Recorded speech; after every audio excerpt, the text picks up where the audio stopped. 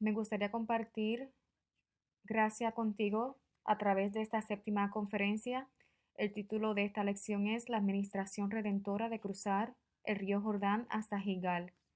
Usualmente hemos tenido anteriormente nuestra conferencia de verano en el centro de conferencias, donde estábamos reunidos y nos encontrábamos cara a cara, pero este año, debido a la pandemia del COVID-19, tenemos que hacer esto en línea. Sin embargo, por la gracia de Dios, oro para que Dios nos una a todos bajo su palabra, para que podamos recibir sus abundantes bendiciones hoy, y oro estas bendiciones sobre cada uno en el nombre del Señor.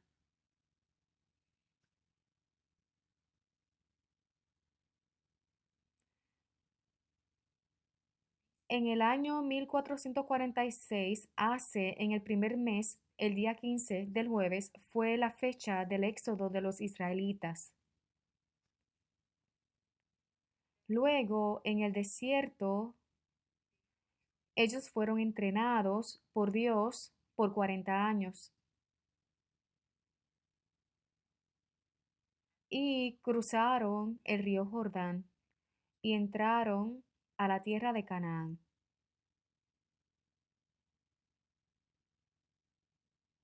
e iban a la tierra de Canaán.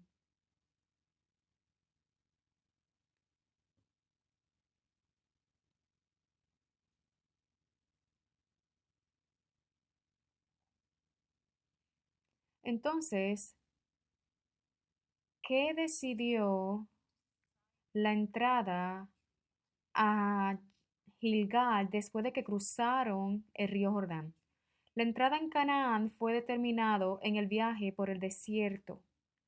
Así que si nos fijamos en nuestras notas de lección, vamos a comenzar en la página 28 y ves los espacios en blanco que hay, ves en los espacios en blanco que hay 8 espacios en blanco para las respuestas.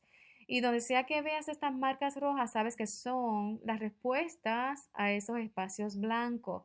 Bien, entonces todas las respuestas están en la caja en rojo. Así que por favor, no me diga que no le informé las respuestas. Bien, cada vez que vea el cuadro rojo serán las respuestas y son para llenar el espacio en blanco. Entonces, ¿qué es lo que decide la entrada a Gilgal? Todo se decidió en el viaje por el desierto. Si vemos en Número capítulo 14, versículo 27 al 30, los israelitas solicitaron que se enviaran 2 espías a la tierra de Canaán. Y cuando regresaron, hicieron un reporte. Sin embargo, esto se dividió en dos grupos, 10 personas versus 2 personas, y dos de las personas eran Josué y Caleb. Ahora, 10 personas dieron un mal informe. La Biblia dice, después que escucharon este mal informe, estos 10 espías junto con todos los israelitas lloraron y se quejaron en contra de Dios. La Biblia testifica que tales personas que se quejan no podrán entrar en la tierra de Canaán. Sin embargo, si vemos en el Éxodo capítulo 16, versículos 2 al 9, cuando llegaron al desierto de pecado,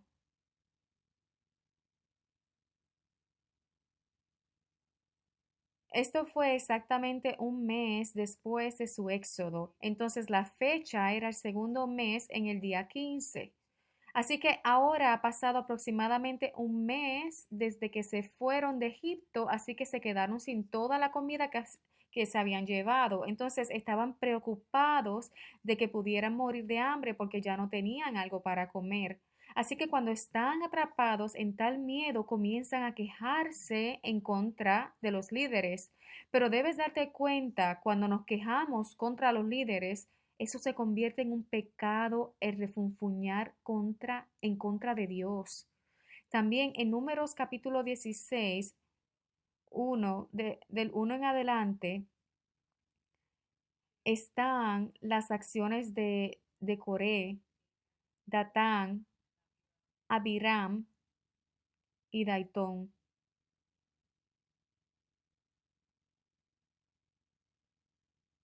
Y todos los 150 líderes de las tribus, todos se unieron en contra de sus líderes. Esta era la notoria acción de Coré. Si nos fijamos en el versículo 11, estaban refunfuñando en contra del líder. En realidad estaban refunfuñando en contra de Dios. Así que no solo se oponen a los líderes, pero se están oponiendo a Dios mismo. Y como resultado, el suelo se abrió y todas estas personas fueron arrojadas en el agujero de la tierra. Y los 150 líderes de las tribus fueron consumidos en fuego descendido del cielo. En Hechos capítulo 7, versículo 38, ahí está esta expresión dada por el diácono Estefán, que estaba lleno del Espíritu, y él expresó que hay una congregación en el desierto. En griego es eclesia, significa iglesia o congregación. Y atemo significa desierto. Arimo es desierto, así que eso significa que hay una congregación en el desierto o una iglesia en el desierto. Puedes ver que el viaje de los israelitas por el desierto en realidad significa nuestra vida de iglesia a hoy. Significa nuestra vida de iglesia hoy, así como los israelitas en el viaje por el desierto, estamos también en nuestro viaje de fe, en nuestra iglesia. Pero debemos aprender que los israelitas, por último, fallaron de entrar en la tierra de Canaán porque se quejaron en contra de los líderes que fueron enviados por Dios. Así que hoy cuando nos quejamos en contra de los líderes que Dios nos ha puesto delante, es lo mismo que quejarse en contra de nuestro Dios. Así que vayamos al punto número 1. Ahora, ¿cómo cruzamos la entrada final del río Jordán? Después del Éxodo, hasta que entraron en Canaán, durante ese tiempo hubo 2 veces donde cruzaron aguas. Primero cruzaron el Mar Rojo. Así que cruzar el Mar Rojo sucedió en el comienzo de su viaje por el desierto. Ahora, Primera de Corintios capítulo 10, versículo 1 nos explica que su cruce del Mar Rojo era bautismo para los israelitas. El bautismo es donde se lavan nuestros pecados. Después de 430 años de sus vidas en Egipto y los años en que pecaron en contra de Dios, cuando cruzaron el Mar Rojo, Dios lavó todos esos pecados lejos de ellos. Y ahora, la segunda vez que cruzaron aguas fue en el río Jordán.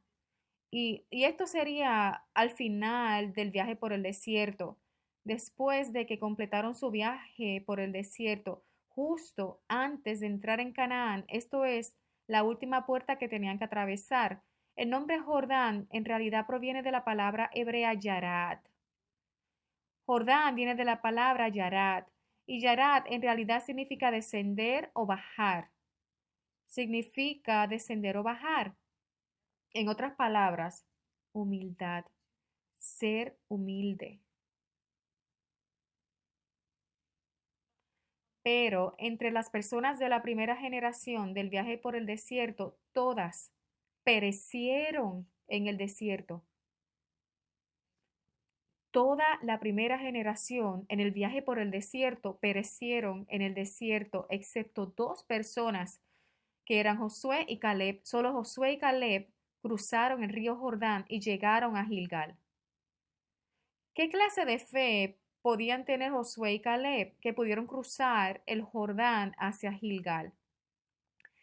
Tenían esta fe de exaltar solo la palabra de Dios y se humillaban, exaltaron solo la palabra de Dios mientras se humillaban. La Biblia dice que Caleb completamente siguió al Señor. Así que estamos caminando en nuestro viaje de fe en la iglesia. Y oro para que este sea un momento para nosotros practicar la vida de exaltar la palabra de Dios y humillarnos para que podamos seguramente todos cruzar el río Jordán y entrar en el reino de Dios. Ahora, vamos al secreto del cruce del Jordán. ¿Cómo es posible cruzar el río Jordán? Bueno, primero debemos examinar el tiempo en que cruzaron el río Jordán. Josué capítulo 3, versículo 15 dice que el tiempo en que cruzaron fue en el tiempo de la cosecha. Ese tiempo de la cosecha en hebreo es katsir, significa cosecha. Esto es entre marzo o abril en el calendario solar. Pero este es un tiempo cuando toda la nieve del monte Hermón se derretirá. Ese monte Hermón tiene 2.814 metros de altura a nivel del mar y esto pasa a ser el tiempo cuando toda la nieve de los picos se derretirán. Todos fluyen hacia la fuente de agua, hacia el río Jordán, y también era la hora de la lluvia tardía y de que el volumen del agua aumentara durante ese tiempo. Y no solo eso, pero por el aumento del volumen de agua también hay rápidos deslices de agua en el río Jordán. Jordán es desde el origen hasta el Mar Muerto.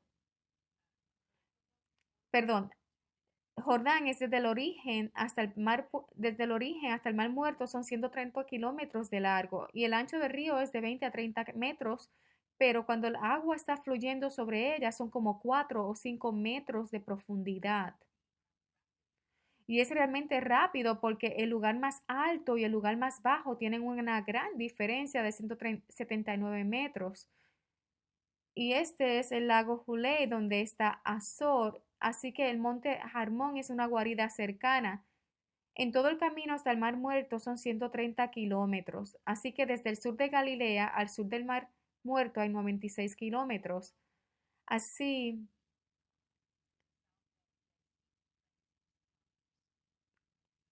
así que veamos las formas en que cruzan el río Jordán.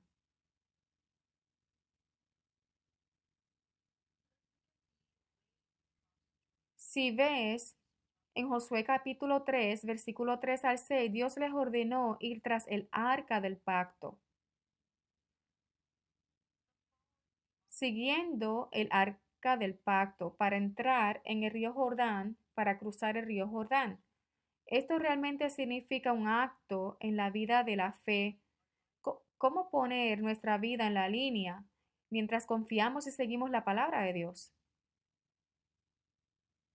En Hechos capítulo 20, versículo 24, el apóstol habla, también dice que no considero mi vida de cualquier cuenta tan amada para mí, sino para que pueda terminar mi curso y el ministerio que recibí del Señor Jesús. Del mismo modo, cuando seguimos la palabra, nosotros ponemos nuestra vida en la línea.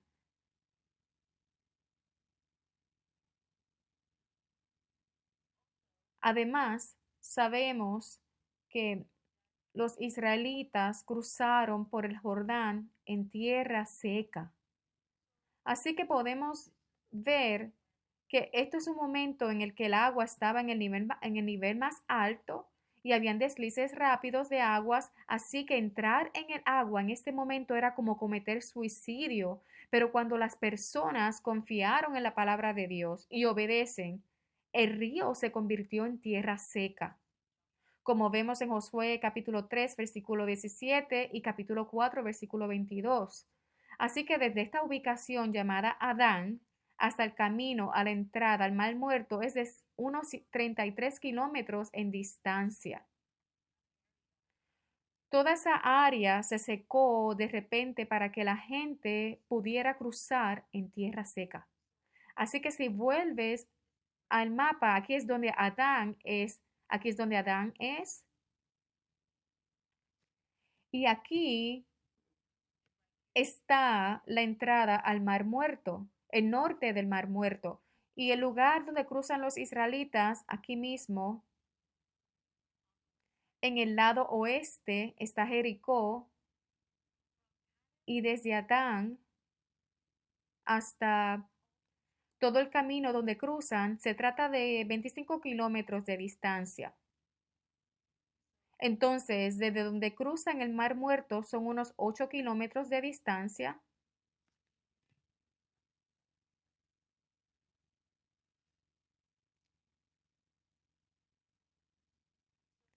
Así que echemos un vistazo a la administración redentora de cómo eran las aguas cortadas. Josué capítulo 3, versículo 13 dice dice que las aguas se cortarán y se amontonarán. La palabra amontonarse es ned. Las aguas que fluyen hacia abajo se amontonarán en un montón y así la palabra pararse es amad, significa pararse. Eso significa que el agua formará un montón y se levantará, como si un hombre estuviera de pie, y eso es como se mantendrá el agua. Así que estas son algunas imágenes que pude encontrar. Puedes ver el agua un poco amontonada en un montón. Las aguas fueron cortadas en Adán.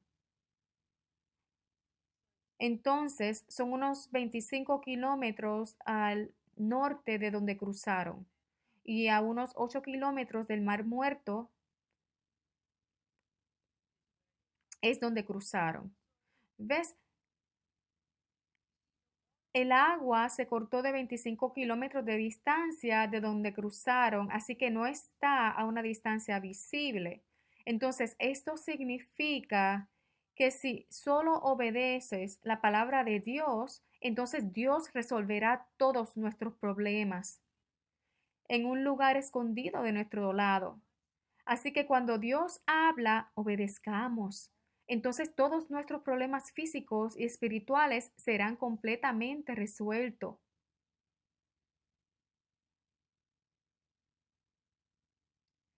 También podemos mirar más allá en el nombre de la ubicación. Ahora, esta ubicación es Adán, que es el mismo Adán que conocemos por el libro de Génesis. El mismo nombre tanto para este lugar Adán y la persona Adán. Romanos capítulo 5 versículo 12 al 17 dice, a través de un hombre el pecado entró en el mundo y esta ola del pecado llegará a todos para que la muerte reinara sobre las personas. Y eso es lo que el versículo 17 dice, muerte, reina sobre la gente. Así que desde los tiempos de Adán, la ola de la muerte fluye. Así que Dios cortó el agua en este lugar llamado Adán para que la gente pudiera entrar, para que la gente pudiera cruzar el Jordán en suelo seco, para que finalmente pudieran entrar en la tierra de Canaán y del mismo modo las olas pecaminosas que han estado fluyendo de Adán en el libro de Génesis, Dios cortará la agua pecaminosa al sonido de la última trompeta.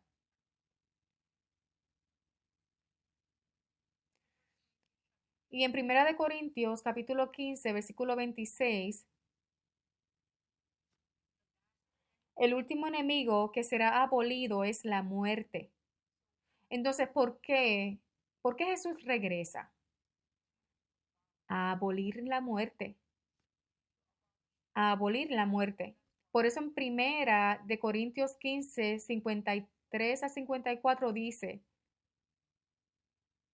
la muerte es tragada por la victoria y esto se cumplirá. Así que el reverendo Abraham Park siempre nos enseñó de cómo la vida se tragará la muerte y esto es un cumplimiento de la palabra en Isaías 25, versículo 8. Dice que se tragará la muerte para todos. Creo que esto es lo que va a pasar en el tiempo del fin. Y así en el capítulo 20 de Apocalipsis, verso 14,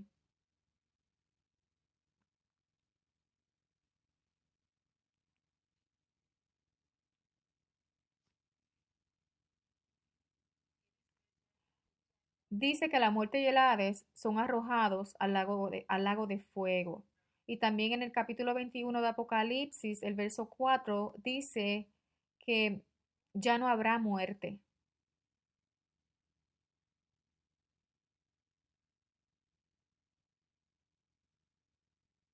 Podemos estar en la misma situación que, que puede ser aparentemente tan imposible, pero si solo confiamos en la palabra de nuestro Padre Dios y obedeces, entonces el Señor que regresa realmente cortará todas las olas pecaminosas que han continuado desde Adán y Él fielmente nos conducirá a la nueva Jerusalén, que es presagiado por el templo de Ezequiel que estamos estudiando hoy.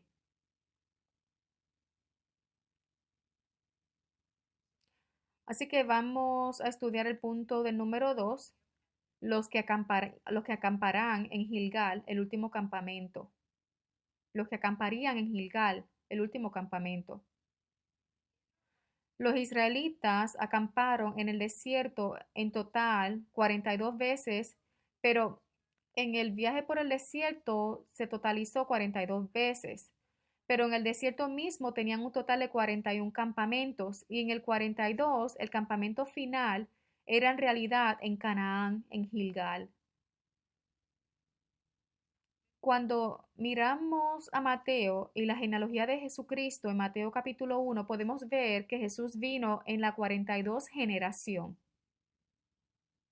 Ahora, porque David fue contado dos veces en el primer periodo y en el segundo periodo, sabemos que Jesús vino no en la 42 generaciones, en la 42 generación, pero él es la 41 generación, es la 41 persona que figura en la genealogía, lo que significa que el 42 sigue siendo la 42 generación. Somos nosotros los que los que acamparemos en el reino de Dios, y así que esta última carpa que se instalará no es carpa humana para hombres, pero en realidad es carpa de Dios. Y Apocalipsis, después del verso 7:15, Apocalipsis 21, versículo 3, así que en capítulo 5 de Segunda de Corintios, versículo 1 al 2, dice, cuando nuestra tienda terrenal está rota, tenemos un edificio de Dios, una tienda eterna. Entonces, ¿qué pasó en Gilgal, el último campamento? Hay un gran evento y es que en Gilgal es donde todo el reproche se desvanece, todo el reproche es terminado. La palabra reproche en hebreo es,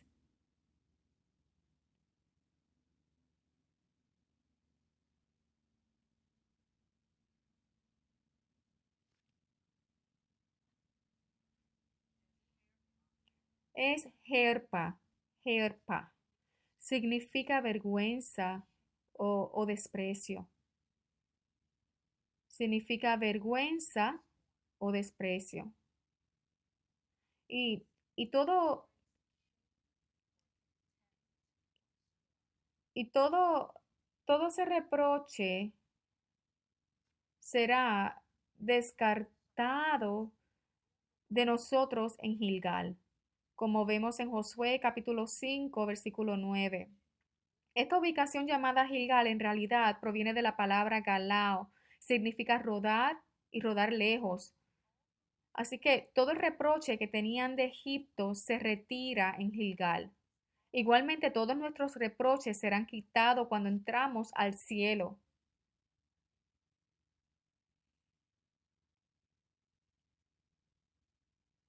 Hay muchas vergüenzas que no somos capaces de compartir con otras personas, pero todo eso desaparecerá cuando entramos al cielo. En Isaías capítulo 25, versículo 8 dice, Dios eliminará el reproche de su pueblo, de toda la tierra, y esto seguramente se cumplirá.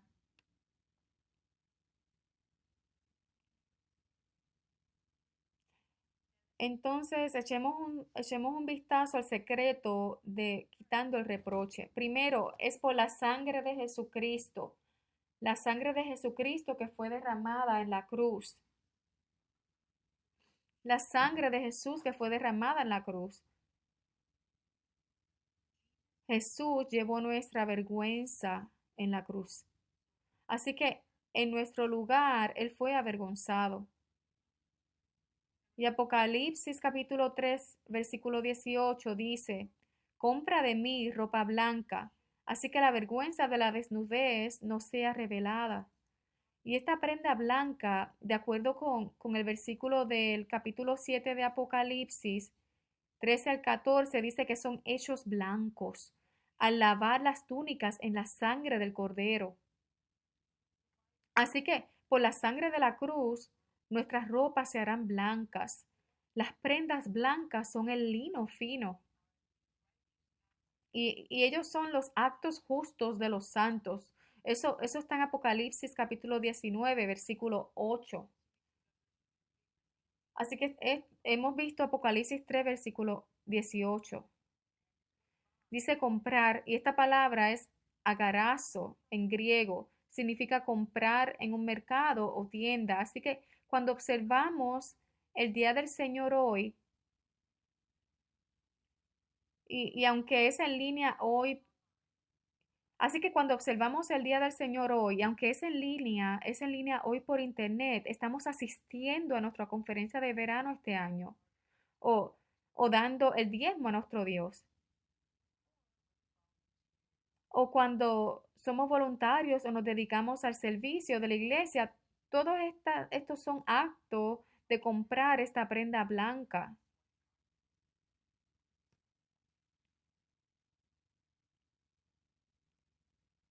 Esto es un acto de comprar la prenda blanca.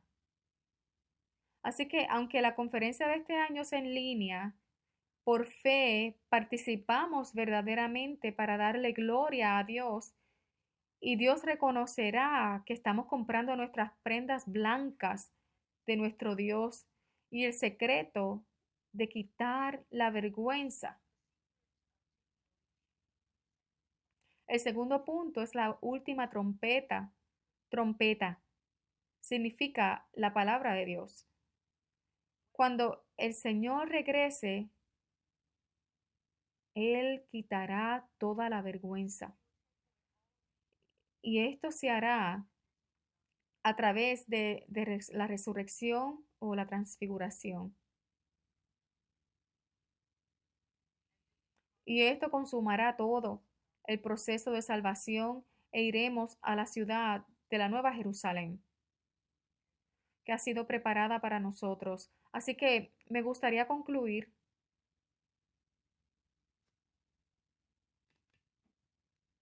La administración redentora de cruzar el río Jordán en Gilgal es como lo es de la siguiente manera. La puerta de la última puerta de entrar a la tierra de Canaán estaba en el río Jordán. Es un río de rápidas aguas cuando el agua estaba en su nivel más alto, pero lo secreto fue que pudieron cruzar el río. Es un terreno seco, en un terreno seco para que pudieran acampar en Gilgal. Es por el arca del pacto que el sacerdote llevaba. Entonces, ¿cuál es el arca del pacto? Es la palabra de Dios. Así que en el momento en que los pies del sacerdote llevaba el arca del pacto y tocó el río Jordán, 25 kilómetros arriba de donde los israelitas eran, en un lugar llamado Adán, el agua se cortó para que la gente pudiera cruzar en el suelo. En Oseas capítulo 14, versículo 2, dice, cuando volvemos a Dios, debemos tomar la palabra de Dios. Oseas capítulo 14, versículo 2 dice, toma la palabra contigo y vuelve al Señor. Así como allí, hoy debemos volver a nuestro Señor o a la Nueva Jerusalén con la palabra. Así que nunca debemos descuidar el recibir la palabra de Dios. Siempre debemos estar enfocados, siempre que recibimos la palabra, porque esa es una palabra que debemos tomar con nosotros a medida que avanzamos hacia Jerusalén. ¿Cuál es el obstáculo final de entrada al cielo? Es la carne de nuestro cuerpo pecador. Con nuestra carne del cuerpo pecador no podemos ir a la Nueva Jerusalén.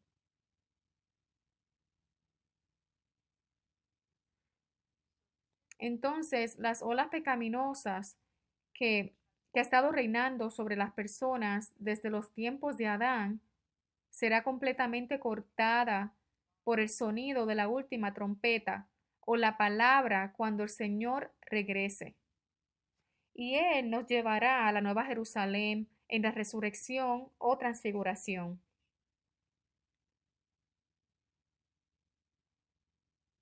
Hemos estado estudiando sobre el templo de Ezequiel este año y la pregunta es, ¿cómo podemos entrar al templo de Ezequiel? El templo de Ezequiel tiene las siguientes características.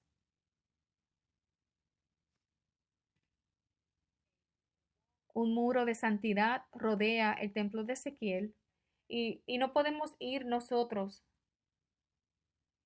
no podemos transgredir a través de la pared. Tienes que entrar por la puerta. Así que en Juan capítulo 10, versículos 7 al 9 dice que Jesús es la puerta.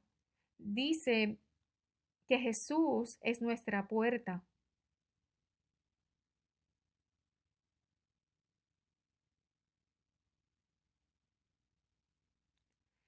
Él, Él es nuestra verdadera puerta de la oveja. Él es una verdadera puerta de la oveja, pero si nosotros vemos en Mateo capítulo 7, versículo 13, es una puerta estrecha, es muy pequeña y hay pocos que la encuentran. Pero esta es la puerta a la que debemos atravesar. En Juan capítulo 14, versículo 6, este es el verso que este es un verso en el que estamos familiarizados. Jesús dice que soy el camino y la verdad y la vida, y nadie viene al Padre sino a través de mí. Así que en el templo de Ezequiel, en donde el Padre, la presencia de Dios es, solo podemos entrar por Jesucristo. ¿Cuál es la verdadera puerta? En Juan capítulo 1, versículo 1 al 3, o el versículo 14, Jesús es la misma palabra.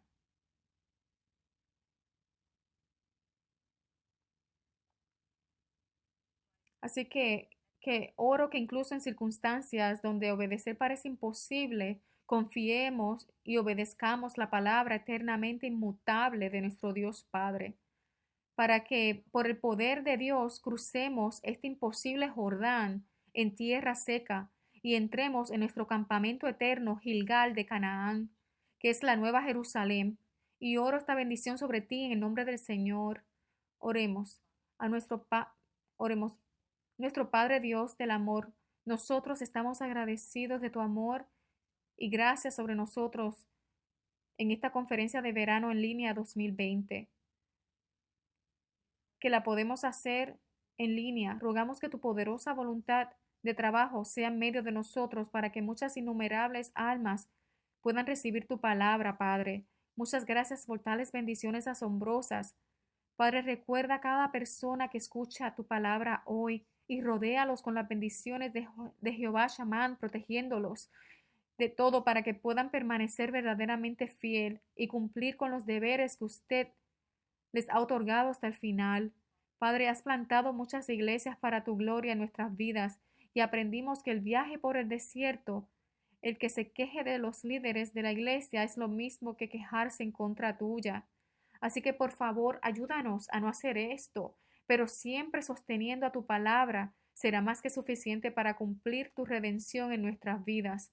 Oramos para que podamos glorificarte a través del resto de este tiempo, a través de la conferencia de verano y también por los años restantes de nuestras vidas. Oramos todo esto en nombre de nuestro Salvador amoroso Jesucristo. Amén. Muchas gracias.